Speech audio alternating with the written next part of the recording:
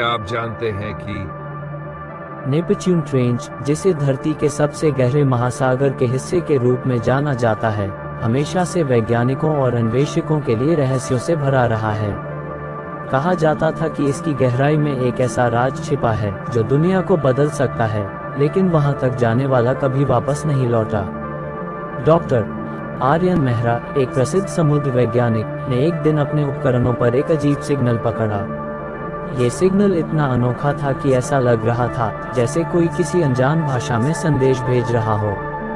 आर्यन ने इसे डिकोड करने की कोशिश की और पाया कि यह सिग्नल नेपच्यून ट्रेंच की सबसे गहरी सतह से आ रहा था।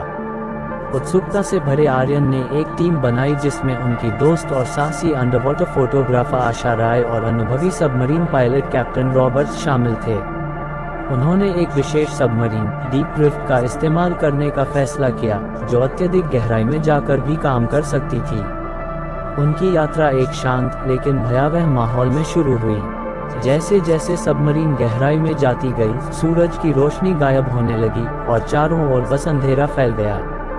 10,000 फीट की गहराई पर उन्हें पहली बार अजीब जीव दिखाई दिया। यह विशाल मछली थी जिसकी आंखें चमक रही थीं और वह उन्हें घूर रही थी, जैसे उनके आगमन का इंतजार कर रही हो। आशा ने उसका फोटो खींचने की कोशिश की, लेकिन जैसे ही उसने कैमरा उठाया, वह जीव अचानक गायब हो गया। 15,000 फीट की गहराई पर उनकी सबमरीन अचानक झटके से रुक गई। नेविगेशन सिस्टम बंद हो गया और तभी वही सिग्नल दोबारा सुनाई दिया। इस बार यह सिग्नल और साफ था और इसमें शब्द थे, जो नीचे आएगा उसे कीमत चुकानी होगी। आर्यन और उनकी टीम कुछ पलों के लिए सन्न रह गई, लेकिन उन्होंने हिम्मत नहीं हारी और आगे बढ़ने का फैसला किया। 20,000 फीट की गहराई पर उन्हें महासागर की सतह पर एक विशाल गड्ढा दिखाई दिया। गड्ढे के चारों ओर चमकदार वनस्पतियां उगी हुई थीं, जो किसी दूसरी दुनिया की लग रही थीं।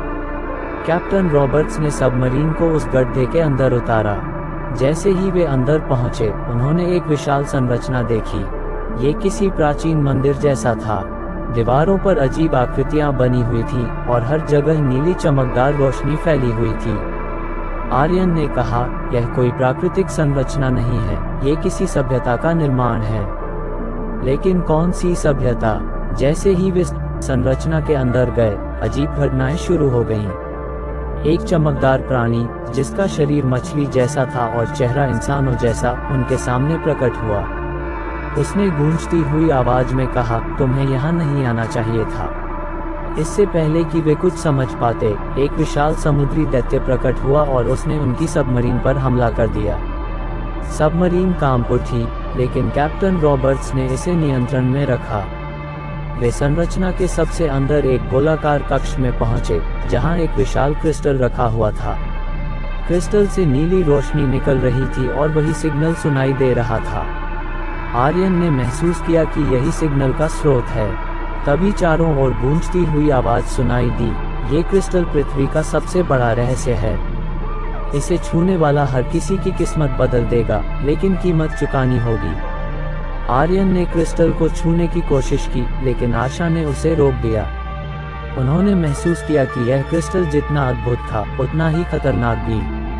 तभी पूरी संरचना कांपने लगी और ऐसा लग रहा था कि वह रहने वाली है। कैप्टन रॉबर्ट्स ने तुरंत सबमरीन को बाहर निकालने की कोशिश की। बहती हुई संरचना और बढ़ते दबाव के बीच वे मुश्किल से बाहर निकल पाए। जब वे सतह पर पहुंचे, तो सिग्नल पूरी तरह गायब हो चुका था।